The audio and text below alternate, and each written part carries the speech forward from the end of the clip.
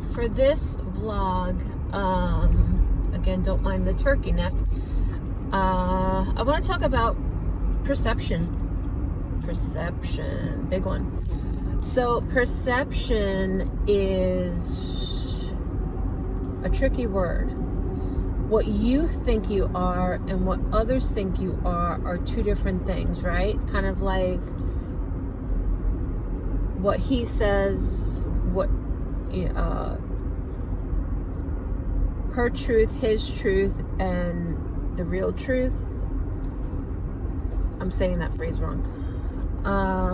But perception, what you think you are versus what people see you as are two very different things. But I think people that truly get to know the individual see them in a different light than maybe what reality is. So I have friends who absolutely love me.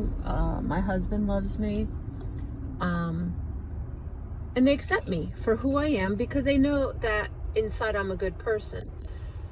But the reality is they're turning a blind eye. And sometimes I appreciate that blind eye because I don't feel self-conscious around these people. But the reality is I'm a very large girl. I get people, especially in my field of work with the horses, I get people that give me the up and down with disgust all the time. I'm used to it, and I expect it from that community a lot of times. But what they don't realize is there's a battle going on. I'm overweight, yes, because I do eat too much. Yes, I openly admit that. If I like something, I eat it. I want more. But I also have virtually no metabolism. I'm dealing with hormone malfunction as far as Hashimoto's, which is hypothyroidism, underactive thyroid, which affects your metabolism, genetic, and I'm also now premenopausal. So add another log to that fire, if you will. Anyway,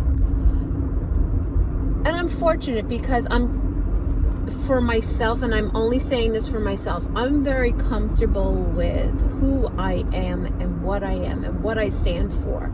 I'm very, very comfortable in my own skin. You either love me or you hate me. I haven't found anybody in the middle ground. Most people love me, but the handful that hate me, that's okay. It's okay. Right? As my husband says, part of my language, there's a seat for every ass. And that's the truth. So perception. When I look in the mirror, there was a movie I watched and it made so much sense. If you ever get a chance, watch the movie Gothica with Halle Berry. There's a scene where, and Halle Berry being a beautiful woman, tiny, petite, little thing, looking in the mirror at herself, and the guy that she's, I guess, married to in the movie, explains how the perception of oneself is, especially when you're a little crazy.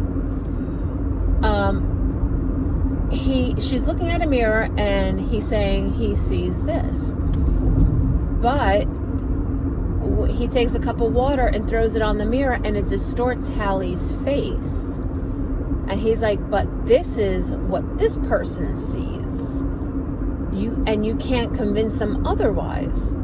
So when you're a big person such as myself, you see yourself and interpret yourself being almost, for lack of better words, monster-like. And I'm sorry that I'm losing the sunshine. Almost monster-like. And it's hard to get past that sometimes. You know, my husband keeps telling me, he's like, yes, I know what I married. I know you're a big girl, but he's like, Thank God he loves me for me. And I am fortunate. I'm fortunate to have a genuine love. Not many others get that. But I keep asking him, I'm like, am I this big? And he's like, no. Am I that big? He's like, no.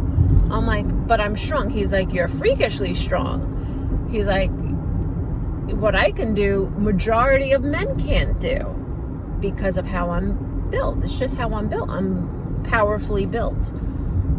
So, and I've been thinking about that because a lot of people tell me I'm attractive. You know, I'm fortunate. My mother was a beautiful woman, and facially, you know, she gave me a bit of a leg up, and my dad was a good-looking man too. But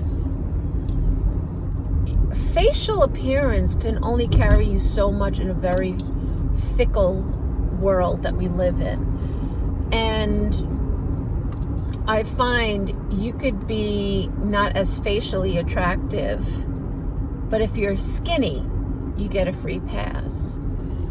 But if you're on the larger side, you can be beautiful. It's always, if you only lose weight, you'd be so pretty. But why? I don't understand that perception of people.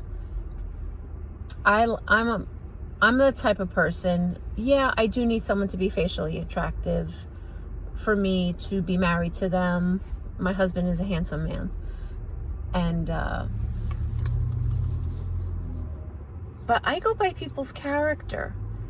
You know, you could be the most beautiful poster pinup type of gorgeous, but you're an ass. And I think that just makes you so ugly, right? Or you could be on the thicker side and the kindest, sweetest soul, and I think that makes you stunning. And I don't see the flaws, but it's hard to put that onto yourself.